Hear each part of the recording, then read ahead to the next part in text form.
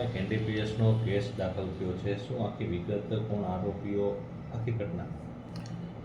ગીર સોમનાથ જિલ્લા એસઓજીના in charge PI Shri Gadhvi સાહેબ તથા એના સ્ટાફને મળેલ બાતમીના આધારે આજરોજ એમણે સોમનાથ બાયપાસ હાઈવે પરથી બે ઈસમોને રાઉન્ડ અપ કરવામાં આવેલ. એ ઈસમોની પૂછપરછ કરી અને એમની તપાસ ઝડપી કરતાં એમની પાસેથી 4 જેટલા પેકેટ મળેલ. જે પેકેટની ચકાસણી કરતાં તેમાં પ્રાથમિક દ્રષ્ટિએ ગાંજો હોવાનું ધ્યાને આવેલ છે. જે ગાંજો કુલ 3835 ગ્રામ જેટલો છે. અને આ જે બંને ઈસમો છે એમના નામ છે સમીર શાહ, રમજાન શાહ શામદાર અને અશફાક કાલુભાઈ ગાજી. આ બંને ઈસમો પ્રભાસ પાટણ અને વેરાવળના છે, જે બંને રિક્ષા ડ્રાઇવિંગનું કામ કરે છે. આ બંને ઈસમો વિરુદ્ધમાં હાલ પ્રભાસ પાટણ પોલીસ સ્ટેશનમાં એનડીપીએસ એક્ટ હેઠળ ગુનો દાખલ કરવામાં આવે છે. સર, કઈ રીતે બાતમી આધારે ઝડપી પાડ્યા છે? ગાંજો ક્યાંથી લઈ આવ્યા હતા, ક્યાં સપ્લાય કરવાનો હતો, આખું કેવી રીતે રેકેટ ચાલતું?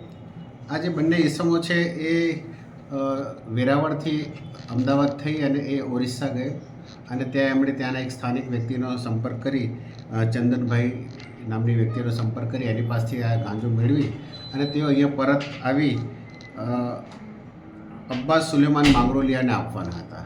આ અબ્બાસ જે છે આ બંને વ્યક્તિઓને એની ટ્રીપ પૂરતે 5,000 રૂપિયાનું આપવાનું એણે નક્કી કરેલું અને આ ગાંજો પછી અબ્બાસ પોતાની રીતે ડિસ્ટ્રીબ્યુટ કરવાનો હતો. અબ્બાસ ક્યાંનું છે, શું ધંધો કરે છે? અબ્બાસ અહીંયા વેરાવળનો જ છે અને એ હાલ રિક્ષા ડ્રાઇવિંગનું કરે છે. સર, હાલ ઓરિસ્સાથી ગાંજો લઈને વેરાવળ આવ્યો એવી એક પ્રાથમિક વિગત છે. કેટલા લોકો સામે ગુનો દાખલ થયો છે? હાલ આ જે બે ઈસમ છે પકડાયેલા, સમીર અને અશફાક, આ બંને વિરુદ્ધમાં એનડીપીએસ એક્ટ હેઠળ ગુનો દાખલ કરવામાં આવે છે અને તેમજ આ જે ગાંજો મંગાવનાર ઈસમ છે એની હાલ તપાસ તજવીજ ચાલુ છે, એને પકડવાનું બાકી છે. આ જે બંને ઈસમો છે એમના ઉપર આઈપીસીના